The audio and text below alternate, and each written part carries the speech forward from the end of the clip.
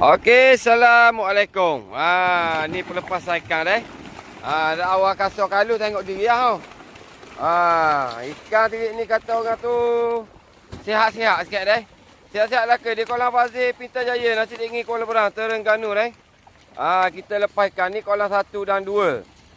Untuk game 14 hari bulan 2 14 hari bulan 2 2026 hari Sabtu malang. Jemput adik kepada semua sahabat kita main dengan lubang 1000 dan lubang 500. Iuran RM80 sahaja. Hari ni kita tambah air Hari ni baru kita start nak tambah ikan, kita tambah dan air pun kita tambah.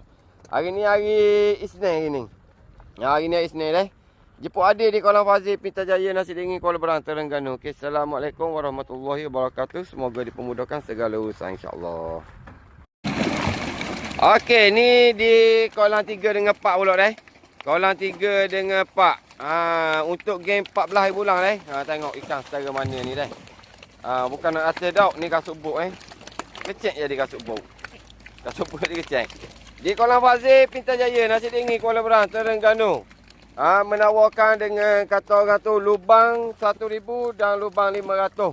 Yuran RM80 juara RM20,000 Sabtu malang. Di Kolam Fazil Pintar Jaya Nasi Dingin Kuala Berang Terengganu. Jemput adik kepada semua sahabat. Ni keadaan kolam Hari ni hari Isnin. Lepas dia buang ikan ni Fazil akan tambah air Fazil akan masuk air pula lagi. Fazil akan pergi start enjin air belakang tu. Kita panggil mesin, kita buat tapak beradang.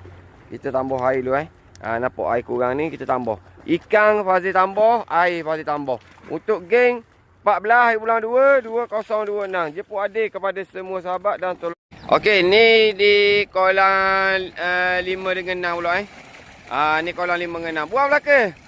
Ikan ni memang kata orang terlebih sihat Bukan Fazil nak kata apa dok, terlebih sihat. Sampai ke ikan 4 kilo pun ada, 5 kilo lebih pun ada. Tapi biarlah kata orang tu hak ada tu. Jemput adik di Kolam Fazil Pintar Jaya Nasi Dingin Kuala Berang Terengganu. Depan elak. Pada 14 hari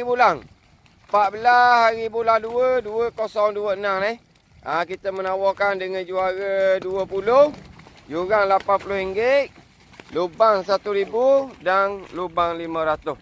Jemput adik kepada semua sahabat Kolam Fazil Pintar Jaya Nasi Dingin Kuala Berang Terengganu. Hari ni hari Isnin nampak air kurang, insya-Allah. Lepas tu kita akan tambah kita akan tambah Duk ni duk. Ya, buang ya. Kita akan tambah air kita akan tambah air hari ni. Hari ni hari Isnin.